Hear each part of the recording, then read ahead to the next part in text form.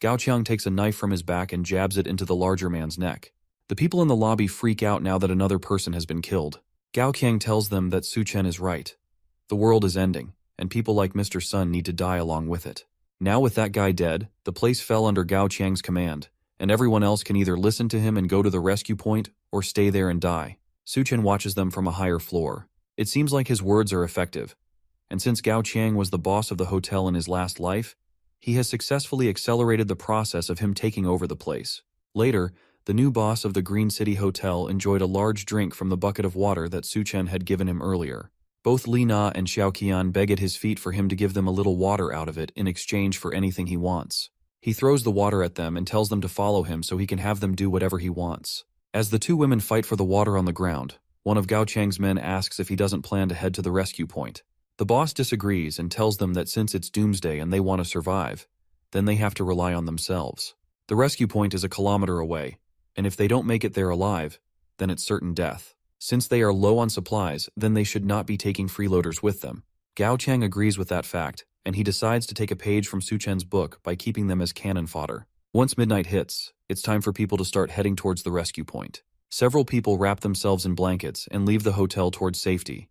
Ever since Qiang took control of the supplies, the rest of the people in the hotel haven't been given any food or water. Staying in the hotel would be certain death, but if they head to the rescue point, then there might be a slim chance of survival.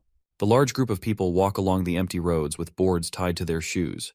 But even with that, the heat is still almost too much. One of the survivors trips on the boards and falls down on the incredibly hot asphalt.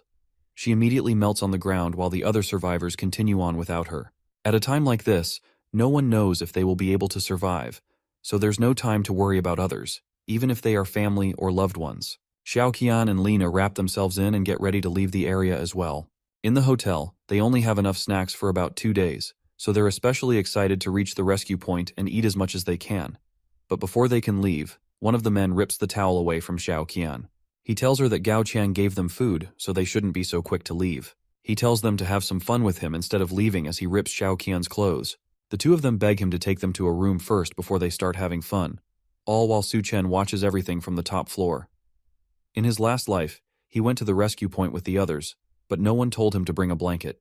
So even though it was only a short kilometer, many people died on the way there. At least with his advice from earlier, more people should be able to survive the trip and make it to safety. Meanwhile, the two girls continue to beg the man to let them have some privacy, but he laughs at them and asks what they are even afraid of. It's not like there are ghosts in the area. As he says that, two zombies break through the glass into the hotel lobby.